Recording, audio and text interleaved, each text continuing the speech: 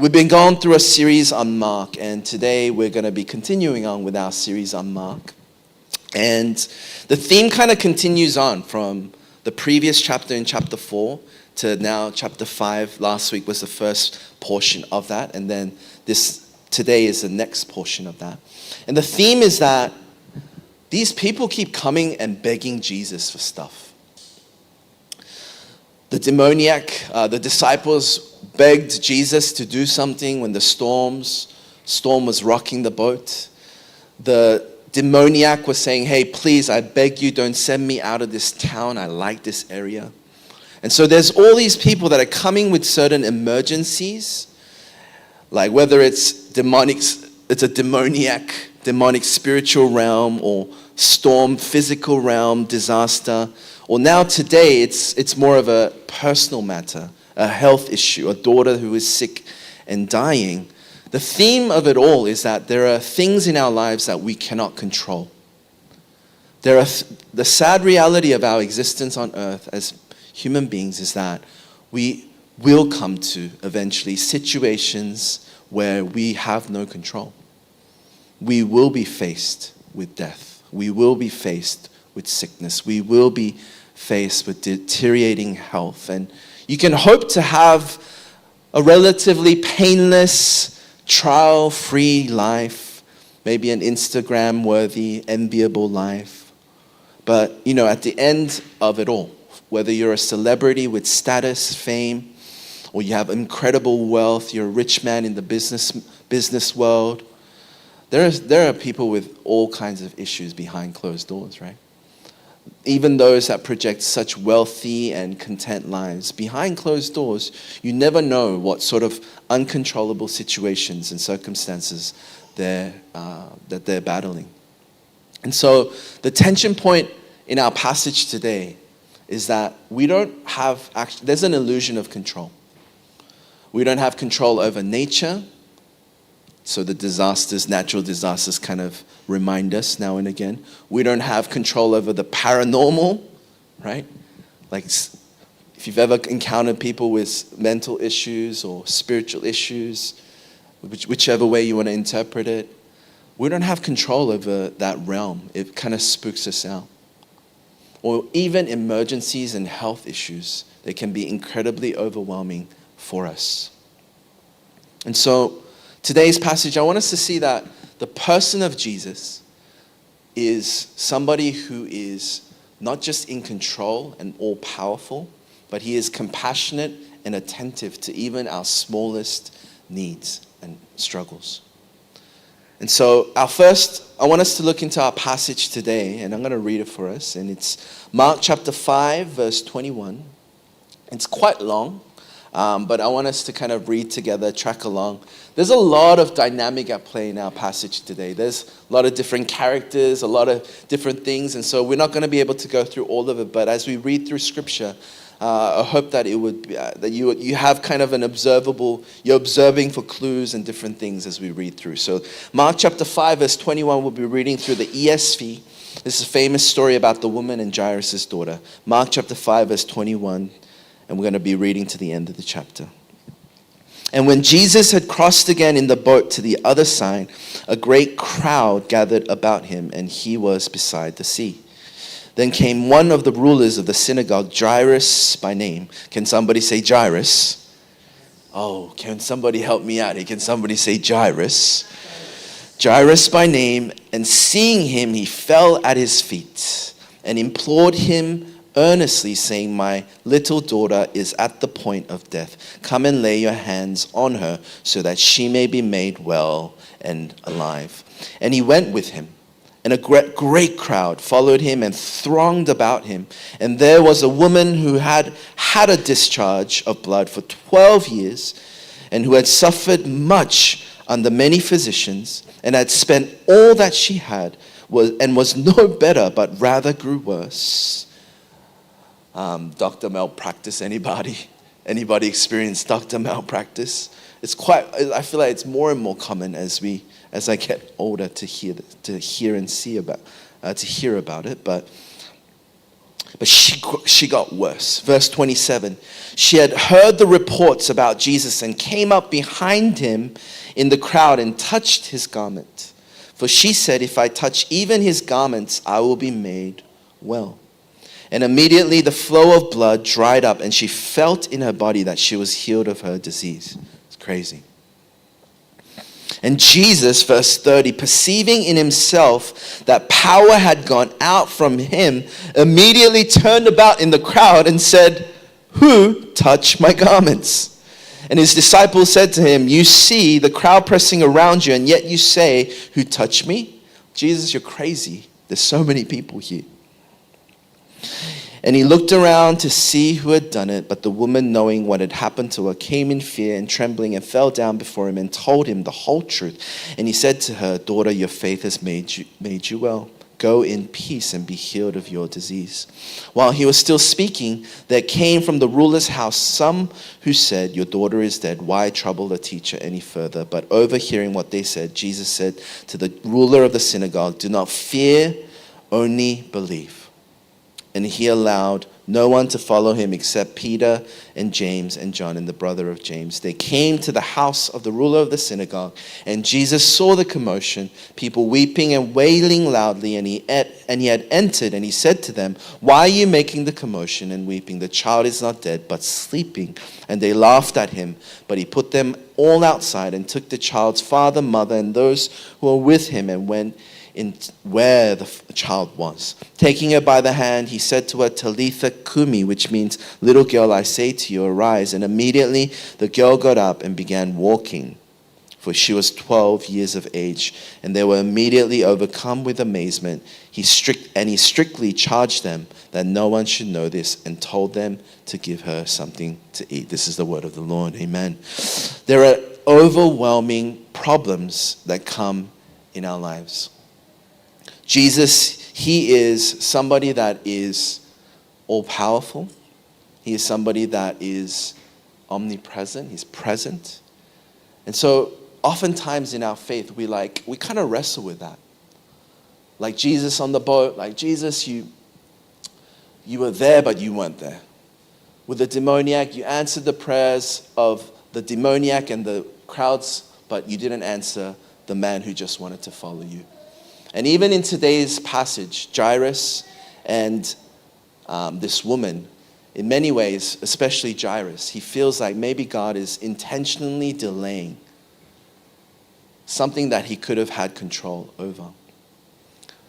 The way that Jesus moves through the crowds, I think it kind of gives us this, it speaks into kind of the responsibilities and the nuances of his ministry. He had so many people's needs that he had to meet, yet he didn't have the time to do it. But what we see in the passage today, he kind of weaves through. And even as he's on the way with Jairus, he makes it a point to stop for the woman. And so, it's kind of complex. It's not just cookie cutter. Jesus is moving. He has a short, limited time. But the way that he moves through the tensions and through the needs that are pressed around him, I think the grace that he weaves through the crowds with and the intentionality, just the way he does it, it's wonderful. It's something that's whoa. Jesus, even though he only had 3 years, he was so intentional with his time. Even on his way to the miracle, he would meet the woman. And just the grace and intentionality in which he moved with, I think it's kind of something that we as Christians can aspire to. That in our day-to-day lives, even though we might have problems, overwhelming problems, even though we might have people in our lives that demand stuff from us, whether it's kids, work people, friends, family members, and it's we might have so many things going on, but Jesus is the picture and example of how to weave through all of these demands, and he is able to weave through it with grace and intentionality. And I think it's something to behold and something to take note of, that as we walk our day-to-day as Christians in Seoul or wherever we might be, it's do we walk with that type of intentionality and grace? We can't do everything at once. We got to let certain demands go. We got to get to it, but we're on our way. Are we available and open for God to use. Maybe it's a smile, an encouragement, a prayer to a workmate. Like, it's just, I think, just something to note here as Jesus, who is in control, he's exemplifying in flesh what it means to walk in faith and in trust in God, in relationship with God. But, I mean, to zone in on what Jairus' emergency is, he's a synagogue ruler, and we know this story well. And so he's coming to Jesus with a very, very urgent matter. And so his daughter is dying. It's the most precious thing in his life. He's in desperate need. And so he's imploring, he's begging Jesus, Jesus, help me. Now, the irony about this situation is that Jairus, he's a ruler of the synagogue. He's one that others come to when they need something. When others are in need, he has the resources, the influence, he has the networks. He's the one that helps those who are in dire need. Yet, in our passage today, we see that it's Jairus who's in dire need. He's in a situation where he can't do anything about it. And so I think we live in a world today, I don't know, money, influence. There is a level of illusion that these things, I mean, there's a level of truth too, because behind every illusion, there's a little bit of truth, right? There's a general sense in the world that money solves problems, right? That once I get to a certain level in my career, certain level in my health, my weight, my appearance, my relationship, it's like we set these, like whether we set it consciously or we have something in our hearts that we're striving towards, we all have a certain picture of what it means to be happy and content, right? Like, what are you all searching for? What am I searching for? Sometimes I had a conversation with Janice not too long ago, maybe a month ago. I was like, what will make us happy? Like, life is tough right now. Like, what are we even, like we sometimes have to ask the question, what are we searching for? What am I striving so hard for? Sometimes we bite the carrot and we don't know what carrot we've bitten. We just believe that carrot will get us there. It will get us there. Where's there? I don't know. It's just there. I'll be happier then. But what's there when you get it? The next promotion, your dream job, you get whatever, car you want to drive, your house. Then there's more. Unquestionably, we live in a world, unquestionably, people give their lives for career. They give their youth for career. They give their health to attain better looks, or they sacrifice all kinds of things for a future that can oftentimes be elusive and leave us more void inside. We all, as human beings, we seek happiness, meaning, love, respect, mastery of some sorts. I mean, there's a long list. But as human beings, in our hearts, we're all searching for something to fill the void that's inside. We want deeper meaning and significance. We want a reason to live. We want to be happy. We want to not experience pain and discomfort. And so we all live in hopes that we'll get there someday, and we strive after it. And so what our passage reveals today is that even influential people, and I'm kind of reading the subtext of our text, is that even influential people with power and respect, with high status, face problems that they cannot solve. I was kind of proud this week looking at, it wasn't like proud only, but it was kind of a realization. Looking at the medal tally, it's like America, Australia, South Korea, and it's like I've lived in those places, so I'm like kind of proud, top 10, all the countries I've lived in, right? And it's like there's a certain sense of pride, but I think I'm in a season where, like our family, we kind of left everything in California, and then we came. I left everything in Australia to go to America, and then we left America to come to Korea. It's been like 2.5 years, and it's like, man, like when you leave someplace, you get a little bit of perspective. And I think living in Korea, I realized, oh man, we're so privileged in America. Like we're so privileged in Sydney, Australia. And it's like I started getting perspective. Now I have like cultures that I've lived in for significant amounts of time to compare. And I realized, man, we have everything in the Bay. We have everything in Sydney. We have everything in Fullerton, Orange County, And it's like realizing the level of wealth and privilege we all have, yet how many of my friends are living content? How many of my friends are living problem-free? How many of my friends are living a life of vibrant faith, loving Jesus, going all out? Or how many of our friends are actually struggling, hit a plateau in their faith? They don't know what's going on. They're just stuck in a 20-year, 30-year mortgage, they're wrestling through their 30s or 20s or whatever. And it's like, I don't know, man. It's like, how many people today, Christians, live vibrant, full of faith, going after it? How many people live for his mission and call? Like everything is just geared towards this one thing. Aren't we as disciples of Jesus Christ called to follow him, leave behind all, and follow him no matter where the road takes us? It's like the modern life in Korea. We have all these attractions, so much convenience, so convenient. It's to the point where if Janice and I, we leave Korea, it's like, oh, it'll be a struggle, right? You'll be an adjustment. Because Korea is so convenient. So much convenience, so much things to see and do. Economic prosperity. But despite all of those things in Korea, how many people are struggling with struggles that are beyond their control? Mental issues, relational issues, low birth rate. The issue of suffering and death is unavoidable. No matter how much we prop up our life and what we pursue, there's nothing that's going to keep us. It's unavoidable. We're going to face suffering. We're going to face death. This is our human experience. And if you're in Korea for just a good experience, it won't take long for you to realize, oh, it's going to be disappointing.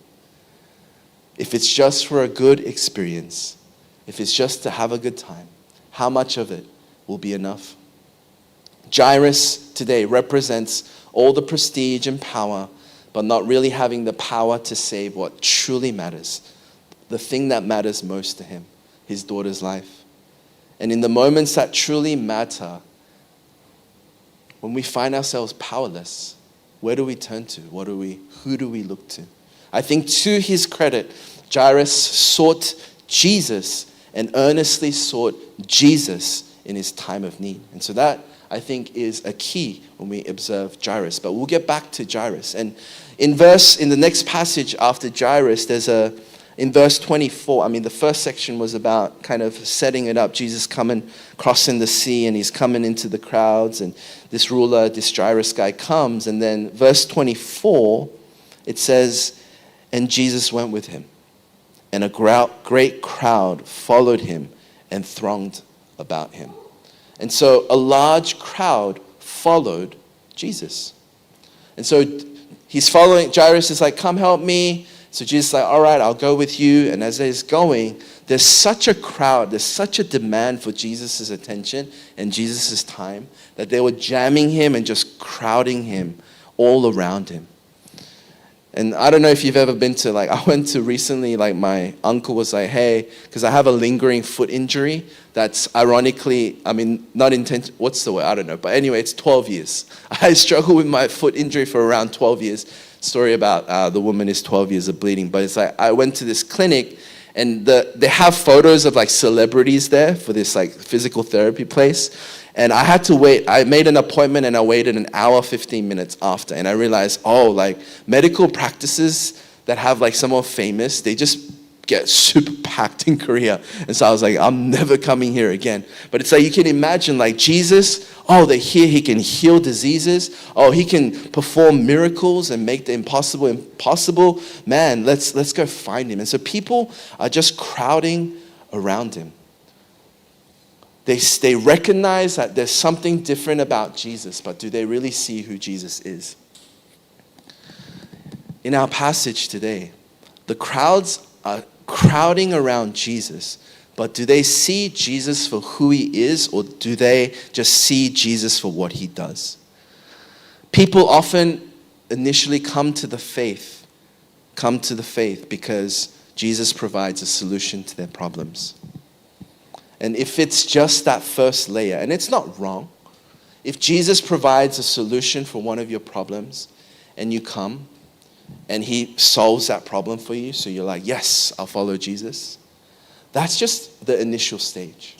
There's an author that wrote a really awesome book. If you have time and you're interested in your spiritual journey and kind of a framework for it, it's a book called Critical Journey by an author named Hagberg, and she gives kind of these stages, 6 stages of the journey of our faith. And the first step is to recognize God and place trust in Him. So at this first stage, it's just like, oh, I recognize God provides something for me. I recognize that He's God, and I trust Him. I believe in Him. Then stage 2 is a life of discipleship. You learn to follow Him. You're learning about God. You're starting to follow Him. You're going to church. You're starting to kind of go through what a Christian life is. But stage 3 is the productive life, where where it's all about doing things now for God. You're exercising in your gifts. You're starting to not just learn knowledge about Him, but you're really acting and you're serving and you're giving from your time and resources. And then there's a stage. It's not the stage, but it separates stages 1 to 3 from 4 to 6.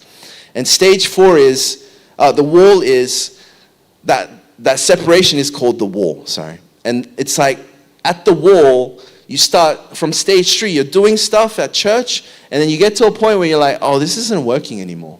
Like something's not working. The way that I've been doing my faith is just not hitting my heart. It's not working. I don't feel close to God anymore. There's got to be more than this. And so this wall period is usually some kind of burnout, some kind of crisis, some kind of usually you've just been kind of going after God, and then suddenly church, the worship doesn't feel the same. Suddenly the sermons don't hit the same. Suddenly opening the Bible feels so hard, or there's just a certain stage that we get into our faith where we're just like, man, the things that were working before don't work no more. And so stage 4 is the journey inward, is how Hagberg would describe it. And it's a stage where the person starts saying, I need to start figuring out a new way to do this. How do I do this relationship with God thing? How do I do community? How do I do relationship with others? And you beginning to explore and be curious and open to what it looks like to do the Christian faith again. It's a journey inward. And stage 5 is a journey outward. It's kind of an extended season in stage 4. It's there's a lot of just internal work, self-awareness, kind of digging into maybe even just your childhood traumas, kind of tendencies that you have. And it's there's a lot of internal work that happens in stage 4. A lot of people don't stay in stage 4. It's an uncomfortable place. Not many people stay in the wall stage. They look at the wall and go, okay, the answer's not here, and they go somewhere else. But oftentimes, Christians that don't go beyond the wall stay forever beginner Christian. It's oh yeah, Sunday, it's just church, I do church, and then the rest of my life, it's kind of separate. I compartmentalize my life. But I think the wall is there to kind of transition in the same way puberty is there to transition a young kid from just kind of learning things as is to developing your sense of self. Oftentimes, God takes us on a spiritual journey as well, where we no longer just do things because it's being done, but allowing God's Spirit to really do a deeper work, a deeper examination into our hearts, into our lives. And so there are certain stages. The final stage, I don't know if anyone will get there. I hope to get there one day, is a life of love. It's a life that's just full of love and peace. It's all about God. I'm in communion. I'm in union with God. And I'm at a stage where I feel so close with God. And I think certain men of faith or women of faith that have kind of attained this level of faith have written pieces, and those encourage us, the devotional pieces, they encourage us, they spur us on in our journey of faith. But these are kind of the stages. And so oftentimes the crowds are pressing onto Jesus because it fills an immediate need. And we have to kind of ask ourselves too in this season, what are the ways? How am I seeking God? What stage am I in? Am I just recognizing He's God and just believing in Him because it feels good or right? Or is there some deeper work that God's doing through the circumstances, the challenges, the traumas, the weights that you're carrying in this season? Oftentimes, the wall happens through limitations and responsibilities. When we feel just oh man, I want to do this, but I can't. I want to live for you, God, like this, but I can't. And so your hands start feeling trapped. You start feeling the limitations of your own ability. And I think that's a good place to be. That's kind of along the way. We don't really have language for it, nor do we highlight it or pedestal it. It's like, we kind of just want to get to that point where we could say, yeah, we made it. But it's like, in our faith, there's just so much middle part. How do we walk with God when we feel weak, where we feel limited, where we feel lost, where we feel discouraged, where we feel hurt, where we feel not motivated? Like, how do I still open to God and engage with God in those moments? Where do I turn to in those moments? Who do I turn to? I want us to see in the next verse, in verse 25. So this crowd's coming around Jesus, and in verse 25, there was a woman who had a discharge of blood. And so this woman, she has this pain and suffering that she's been kind of hiding probably. The doctors know, maybe her families know, maybe her friends know. But like it's something of shame, because within the Levitical culture, right? Like, to have any kind of discharge of blood required that you go through a ceremonial cleansing. And so for her, she was constantly bleeding. And so she spent so much money, all of her finances, she spent it all on doctors. And it must have been slow torture. The amount of mental torment that she went through. Like, I'm spending all my resources to get this issue fixed, but it's not getting fixed. So the shame, the unworthiness, like, oh my gosh, the weight that she must have felt. I'm unworthy to be loved by God. I cannot come close to God because I'm unclean. I can't be near God. Surely I shouldn't go anywhere near Jesus and touch her. I just imagine where she must have been. Like, the mountain that she had to climb to go, Jesus can heal me. He's the one. I'm going to go out and touch him. Like, for her to muster up the courage and even the idea and the courage to go and like touch him in the crowd, I think there's a lot of desperation that she must have felt. She must have been at her wit's end and beyond it. And so for us, maybe, there are situations that we're kind of at our wit's end. Maybe it's a marriage that's not working. Maybe it's a health issue that's lingering. Maybe it's a friend or father, mother who's not changing, a friend who's sick, who's been on life support. Maybe it's work, school situation, visa situations, you're stuck in Korea, you're unable to change things, you're out of control because of lack of resources. I don't know what situation you guys might be going through. But in those desperate situations where we're in need, it sometimes gives us what we need, the courage that we need to reach out to God. Even though it feels like a mountain, God, I need you. God, if I could have just one touch from you. There's a parallel from this woman and to Jairus. And the parallel is that both the high status individuals and people who are marginalized, this single woman bleeding for 12 years, she was most likely marginalized. They face overwhelming problems, and they can use all their resources to try and solve it, but regardless of it all, they cannot change the situation. Whether you have a high status or low status, we all are powerless to fight certain things. And so, what do we do in those seasons? What do we do when we're in these desperate situations? We cry out to God. And I want us to read on in verse 30, or verse 34. He said, "Daughter, your faith has made you well. Go in peace and be healed of your disease." Jesus noticed even the slightest touch of the hem of his garment, and from that touch went out power. What does Jesus notice? Jesus notices even the slightest of touches with a certain intent behind it. The intent behind even the smallest of actions moves God's heart, and it goes unnoticed in Jesus' eyes. He sees the heart. Jesus seeks your heart. You know the story of the 2 nickel, the widow that gave 2 nickels out of the poverty of her situation versus kind of the stingy Pharisees who out of the wealth of their situation gave a little bit more, but they kind of were like showy about it.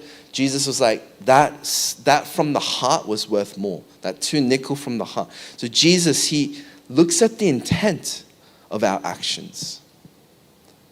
Do we know the intent of our actions? Because I feel like sometimes I live on autopilot and I can just simply I lose focus of why I do what we do. I kind of use the example with Chen. It's like, what would make us happy? Why are we doing this? Sometimes we have to remember, why are we here? And it's like asking our questions, like the intent, the heart behind why we do what we do. I feel like oftentimes we're on autopilot and we can miss kind of having a clear intent of why we live and why we do what we do.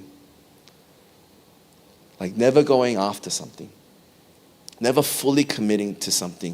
We want to stay within a safe boundary, not pursuing purpose, not pursuing God in the midst of big decisions in our lives. We just kind of pick what's safe, not our greatest conviction, but kind of somewhere in the middle, half conviction, half risk, safety. It's like we kind of like. It's like even in our faith, sometimes we come to church and it's like, not sure exactly what my intent is. It might seem a little like harsh, but like in our hearts, we can come to church like the crowd and be around Jesus for all of our lives and just miss God. We could be in church our whole lives and just miss God. What does it mean to touch the garment of Jesus? What does it mean? How you show up. Why you show up. I show up to Korea. I show up to this job. I show up to my family. I show up with my finances in this way. Like the intent and the heart, how we show up and why we show up. Jesus, he notices those things. He sees our hearts. What does it mean in our culture today, in our time today? What does it mean in our time in Korea to live with the intent of touching Jesus, and seeing his kingdom be glorified? Every season of our life is a little bit different. As you're in your teens, it's different. 20s is different. 30s is different. Family or not, it's different. But what does it look like for us to, in our hearts, have a clearer and kind of reflect on that and push out with that kind of conviction of like, God, I want to give my 20s for you. God, I want to give my job to you. God, I want to give my finances to you. God, I want to intentionally give these parts of my life fully to you. Without that type of intentionality, our decision making, and we just become a part of the crowds. We're around Jesus, so it feels good and it feels right. But there are 2 people that grab the attention of Jesus, and their lives are never the same again. And so he was rewarded. There's a passage in Hebrews chapter 11, verse 1 that says, those who earnestly seek him, that's faith. And those with faith will be rewarded. So Jairus, he had faith. He said, Jesus, if you would just come and touch my daughter and pray for her, she'll get better. And so Jairus was like, he had faith. But where's Jesus in his situation? Rewarded? Jesus, I sought you with all my heart, and you delayed by stopping over for this woman, and because of this short detour, now my daughter is dead and there's nothing that I can do. Forget it. God, you didn't do anything for me. Maybe Jairus was feeling a lot of emotions towards Jesus. I don't know. Because sometimes when situations don't go the way that we expect, we're last-ditch effort. God, help me in this situation. God doesn't pull through. You're like, oh my gosh. I've left the faith in that regard. When I was younger, I said, God, help me in this year. It's so hard. Where are you? And the silence felt deafening. And it feels like, man, I've sought you earnestly. But forget it, Jesus. forget you. You didn't do jack. And so it's like, dude, if you think about Jairus' situation, he's at his wit's end. He cries out to Jesus in faith. So where are you, Jesus? Why is my daughter dead? Maybe there are situations in our life, God, we did it your way, but it turned out worse. God, we did it your way. We're waiting and we're just struggling. And it's like there are situations in our life where there's delay. There's so much waiting. There's so much God, where are you? And this is kind of the climax of our passage today. This is the word for all of us, I believe, here in this room today. And it's in Jesus' words. He looks to Jairus and he says, do not be afraid, just believe. In all of our perceived delays, in all of our pain, broken situations, in all our dysfunction, Jesus says, don't be afraid. Have faith. Trust. Trust. Trust in me. Your issue, visa issue, not a visa issue. Health issue, not a health issue. Your relational issue, it's not fundamental at its core a relational issue. It's a faith issue. Do you trust in me? Will you trust in me? Will you still show up and open your heart to not look at your failing marriage or your health issues, your financial struggles, lack of opportunity, not to look at those things and just be fixated on that, not to remain in just failure or regret or discouragement, but to calm, take a deep breath, look up, look at Christ. God, I still trust you. I give all of my trust to you. Have faith. Don't. It's kind of like, okay, what does that look like? Jesus, living day to day, it's so hard. Just trust him. Whatever it looks like in your season, trust fully in him. He's in charge of the situation. God is one who commands the seas and the storms, the demonic realm, but he's also attentive to your needs, and he knows what you're going through. And this is the climax of our passage today. All of Mark has been building up to kind of the revelation of who Jesus is. Who is this man, Jesus? He does all these things. So like I said earlier, layer one, stage one, like people are coming because like Jesus, he kind of feels a need. Like his utilitarian view of Jesus. He's practical. He's the new trend. He helps us. He feeds us. He does all these things. And so people are kind of following along because he's the popular thing. But it's progressively leading to this moment where we see today that Jesus, his identity, he's not just a man who does miracles. He's somebody who has not just control over the physical realm, but he has full control and power over sin and death. He is able to raise this girl from the dead.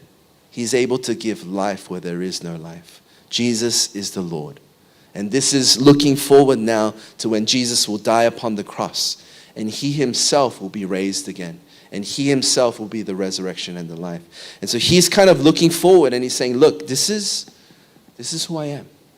I'm not just, and you guys have been tracking along, for those of you guys that have been coming along the series, it's like, I'm not just Lord over the storm. I'm not just Lord over demons. I'm not just Lord over this woman with a disease. I'm Lord of life and death itself. I'm able to raise even this girl who is dead from death. Jesus can feel like he's absent or delayed in your life, but be assured that he is with you and he is leading you through your season. Trust in him. I don't know what you guys are going through. I'm just speaking for myself. Coming to Korea is not easy, man. Life's not easy. Having the season is just like, man, there's so much waiting. There's so much wrestling. Like when you leave your hometown and you had a group of community that you could lean on, meet with, effortlessly come into a separate city, and then you have to remake all those communities and those things that gave you life, the structures that you needed to flourish. Time away from your home, it's constant feeling of survival. Like you don't really feel like you're ever thriving because you thrive through the relationships that you have. And I think this church, that's the vision of our church, right? Is that we would be that home where you would thrive in your faith, find that community along the way. But it's like we're in the beginning, earlier stages. Can I be real? Not easy. It's constant invitation to trust. Beyond what I thought, beyond the threshold of what it looked like to trust God, He leads me to the edge again and He says, will you trust me? And through all of that, He's building the capacity and faith within me. He's more concerned with the work that He does in you than He does through you. The work that He does in my heart to train me to trust in Him. That work, it's good. It's necessary.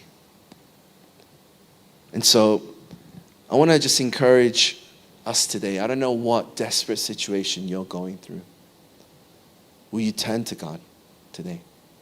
Will you desperately just make a beeline to Jesus today? Say, God, I need you.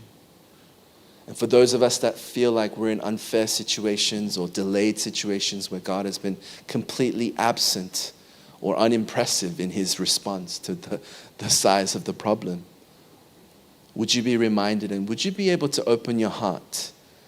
Even though you've been hurt, would you be able to open in that hurt to trust in Him? Trust that He is good.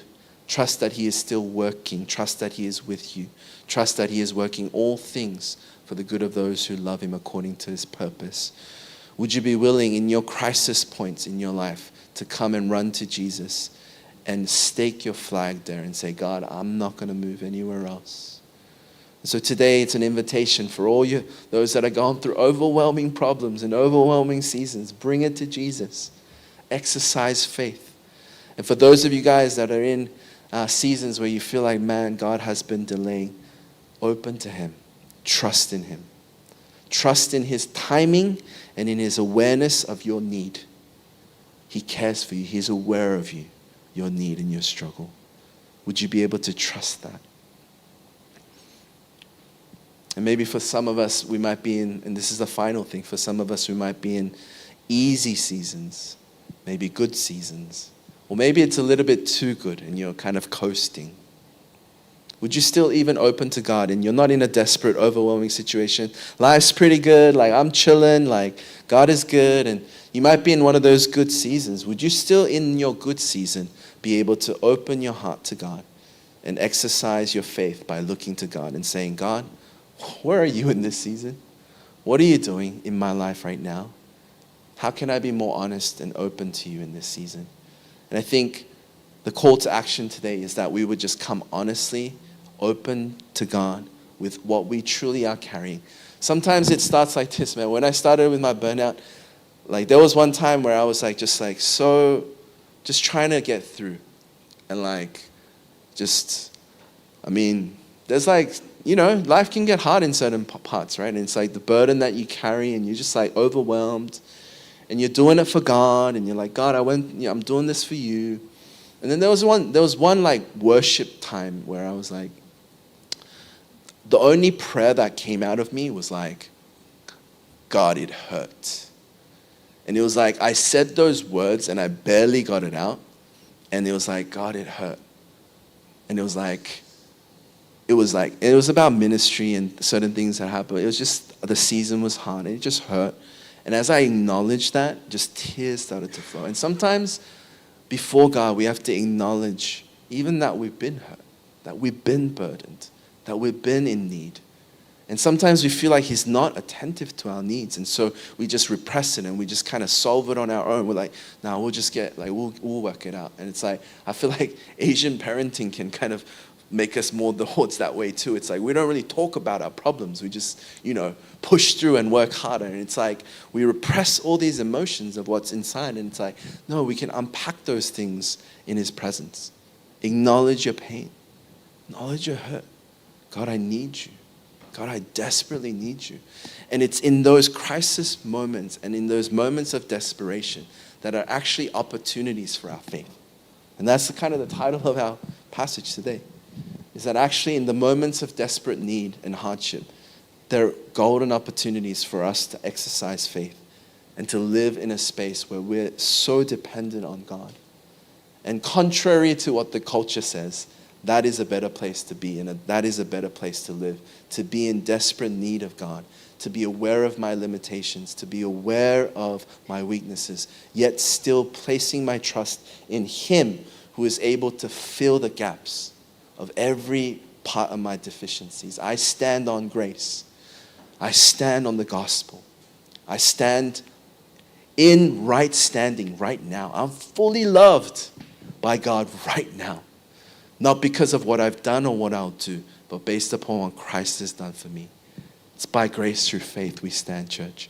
And so whatever situation you're in today, I pray that as you open up and crack open your hearts in honesty, that you'll come back to stand on the solid footing of the gospel, to say, God, in grace, in Christ, I have everything that I need for this season. And so I stand in faith on that spot. And so I want to invite the worship team to come up.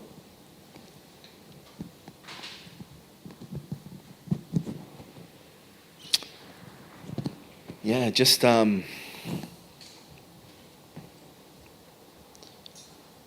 want to facilitate just an honest space for us today. And maybe it's your first time even praying to God in such a vulnerable way of saying, God, even opening up. It might feel foreign to be like God.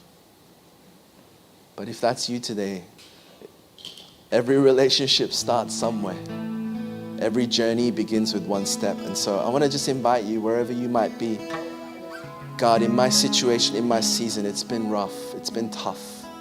And I've been looking to kind of repress it or resolve my situation or just look and live into the future, or I'm playing different things, or I'm just trying to avoid and escape from my problems. But today, would you come openly and come out into the open and say, these have been on my heart. It's been tough, God. And would you seek God in this space today?